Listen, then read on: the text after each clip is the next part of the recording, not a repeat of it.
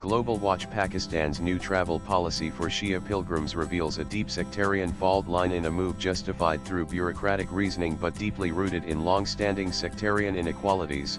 The Pakistani government has unveiled extensive new measures that will significantly affect the country's Shia community.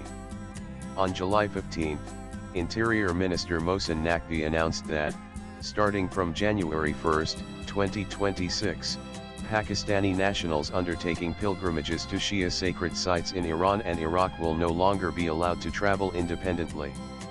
Instead, such religious journeys must be conducted exclusively in closely monitored groups, overseen by government-certified operators known as Sectarian group organizers (CGOs). Presented as a necessary reaction to diplomatic concerns from Iran and Iraq regarding visa overstays and unauthorized activities, the newly announced policy has raised more concerns than clarity, drawing attention to the pronounced sectarian bias embedded within it. The government's rationale fails to hold under closer examination, particularly when contrasted with its tolerant approach to similar violations committed by Sunni pilgrims visiting Saudi Arabia. Consequently, this directive represents more than a mere procedural alteration. It conveys a veiled message to Pakistan's Shia population that they are not deemed trustworthy to travel independently. Central to the state's defense of the policy is the assertion that Iranian and Iraqi officials have voiced complaints regarding Pakistani Shia pilgrims, known as Sectarian, who allegedly exceed visa limits, take on informal employment, or attempt to remain illegally. The government contends that such behaviors necessitate the introduction of a supervised travel system in order to safeguard the pilgrimage's sanctity and deter potential misuse. The double standard is unmistakable. For example, in December 2024 alone, Saudi Arabia deported nearly 5,000 Pakistani citizens in just 1 month, primarily Sunni pilgrims who had overstayed their Umrah visas and were found begging. This issue is not limited to Saudi Arabia. Other Gulf nations such as Qatar and the United Arab Emirates (UAE) have also deported hundreds of Pakistanis for similar infractions. In fact, in April 2025, Saudi authorities imposed a temporary visa ban on 14 countries, including Pakistan, citing the need to curb unauthorized Hajj participation and widespread visa violations. Despite these developments, the Pakistani government has not implemented any restrictions on individual Sunni pilgrimages to Mecca or Medina, nor has it introduced a system of regulated group travel for them. If the core concern truly lies in visa breaches and diplomatic pressures, it raises a pressing question: why has only one sect been subjected to such punitive regulation, particularly when Gulf monarchies have consistently expressed concerns about Pakistani nationals engaging in begging and other illicit activities? The stance adopted by the Pakistani government reveals a clear sectarian inclination and forms part of a broader, long-standing pattern of discriminatory practices against the Shia minority, which constitutes an estimated 15–20% of the national population. For decades, Pakistan's Shia citizens have faced state-backed marginalization ranging from explicit exclusion in key government positions to more covert institutional apathy that overlooks violence perpetrated by the Sunni majority, as notably seen in Parakinar within the Kurram district of Khyber Pakhtunkhwa. While many such forms of bias are subtle, others have been overt and violently repressive. Viewed within the broader historical context, the newly introduced pilgrimage regulation is merely another addition to a persistent trend of policies that have implicitly, if not explicitly, relegated the Shia community to a subordinate status. This so-called administrative requirement fails to withstand scrutiny when placed against the wider backdrop of the state's consistent alignment with Sunni orthodoxy. For many Shia Muslims, visiting the sacred sites of Najaf and Karbala in Iraq, as well as Qom and Mashhad in Iran, represents more than merely a religious duty. It serves as a profound emotional, spiritual, and cultural connection.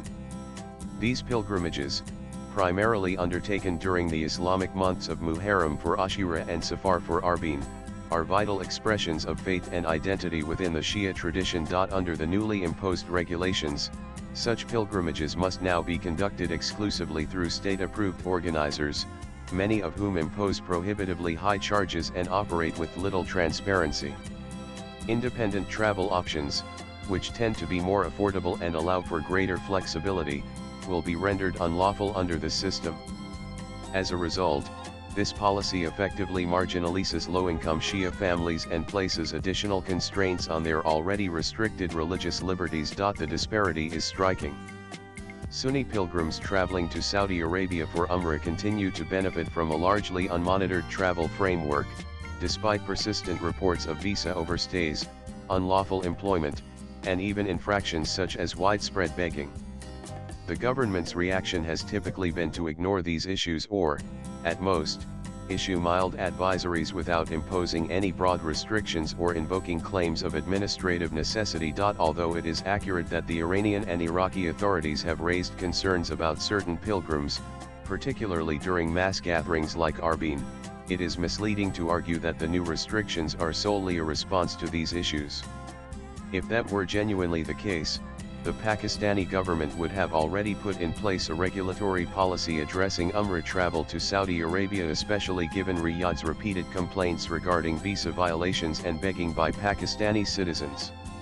Yet, instead of devising such a framework, Islamabad has consistently chosen to overlook these infractions committed by Sunni nationals deported from these Gulf states. The sole discernible distinction appears to lie in sectarian affiliation.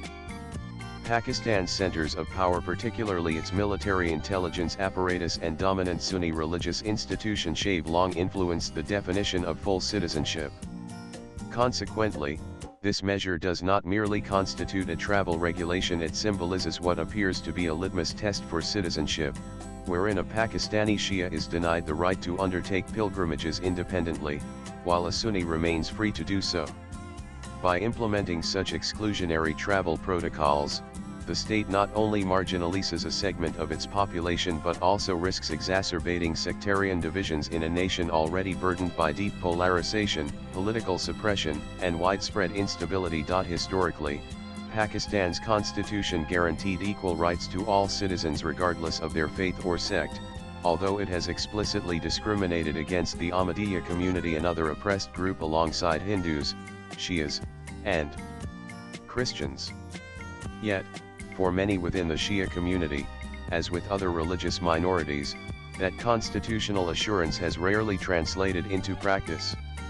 The introduction of the new travel regulation serves as a stark reminder that in the Islamic Republic, religious liberty is not a universal entitlement but rather a tightly controlled and selectively granted privilege, managed and rationed by the state. Although visa enforcement, like border control, is a legitimate responsibility of the state, its impartiality is compromised when its execution aligns with sectarian fault lines.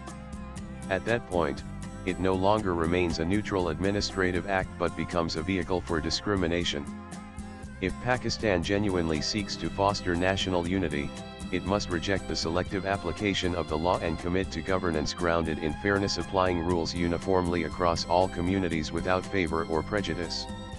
This approach should also support, rather than restrict, religious expression, regardless of sectarian identity. Crucially, it requires avoiding the misuse of bureaucratic mechanisms as tools of sectarian exclusion. Swipe left for next video. Until such principles are upheld, the concept of equal citizenship in Pakistan will continue to ring hollow, serving more as a bitter irony than a constitutional assurance. This is particularly evident for communities that are repeatedly compelled to demonstrate their loyalty, even in their most sacred journeys of faith. The writer is an author and a columnist. His X handle is arunanandlive. Views expressed in the above piece are personal and solely those of the author. They do not necessarily reflect News 18's views. Latest blogs.